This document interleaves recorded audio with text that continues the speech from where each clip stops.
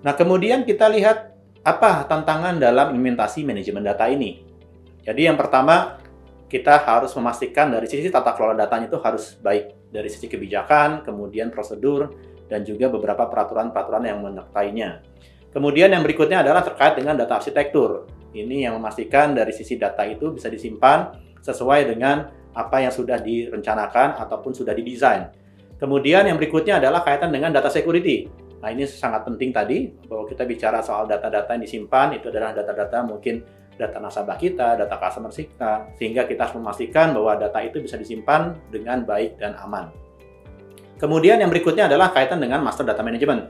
Nah, ini kaitan dengan semua data-data yang kita miliki, terkait dengan data nasabah, data customer, kemudian mungkin data transaksi, data vendor, data supplier, itu yang harus kita kelola dengan baik.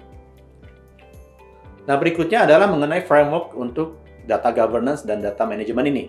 Kita lihat ada dua besar yang menjadi landasan dalam framework untuk data governance ini. Pertama adalah DAMA DMBOK, Data Management Body of Knowledge. Nah, di sini kita lihat ada beberapa aspek yang kita kelola. Pertama adalah data governance itu sendiri, kemudian data arsitektur, kemudian ada data development, ada data operation, dan juga data security. Kemudian berikutnya adalah yang kaitan dengan arsitektur juga, ini TOGAF ADM, ini kaitan dengan The Open Group Architecture Framework. Ini kita lihat ada beberapa komponen yang diatur di sana. Pertama dari sisi requirement management, kemudian architecture definition, kemudian juga ada yang namanya transition planning, dan juga ada implementation governance. Nah, berikutnya kita lihat mengenai DAMA DMBOK secara lebih rinci. Jadi kalau di sini kita lihat bahwa DAMA DMBOK ini adalah sebagai conceptual framework dalam data management. Kemudian juga di sini di DAMA DMBOK diatur ada sekitar 10 knowledge area yang akan mengcover full data lifecycle, ya, dari data dibuat sampai dengan data dimusnahkan. Kemudian juga pastinya DAMA DMBOK ini membantu dari sisi perusahaan untuk mengalign-kan antara strategi bisnis dengan data yang dikelola. Nah, berikutnya kita lihat dari building block terkait dengan DAMA DMBOK. Yang pertama adalah data governance. Ini kaitan dengan tata kelola mengenai prosedur dan kebijakan yang mengatur bagaimana data-data itu disimpan ataupun dikelola. Kemudian berikutnya terkait dengan data arsitektur. Di sini kita bicara soal struktur data, kemudian juga bagaimana data itu disimpan, kemudian juga bagaimana data itu didesain. Kemudian berikutnya adalah data modeling and design. Ini menjadi penerapan secara nyata terhadap data arsitektur yang sudah kita rancang sebelumnya, baik dari sisi physical maupun dari sisi logical data modelnya.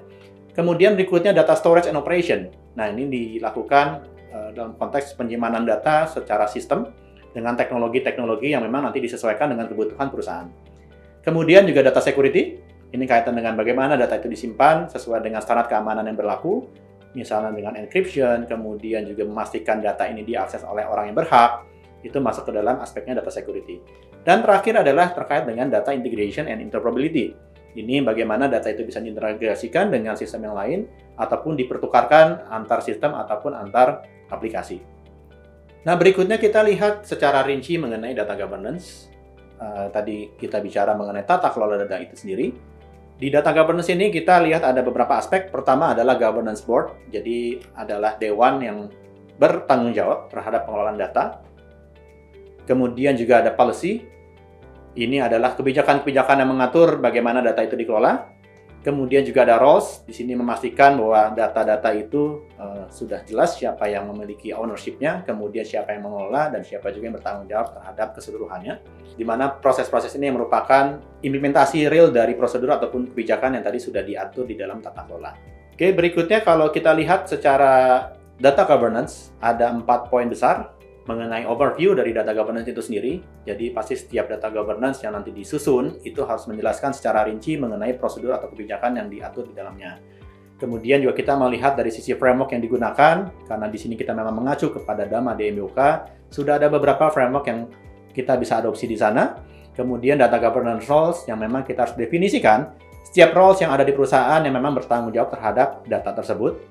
Itu kita bicara ada data owner, kemudian ada data steward, kemudian juga terkait dengan data compliance, dan lain-lain. Dan berikutnya adalah mengenai data governance activity itu sendiri. Jadi kegiatan-kegiatan yang dilakukan terkait dengan tata kelola itu nanti sudah bisa didefinisikan di sini.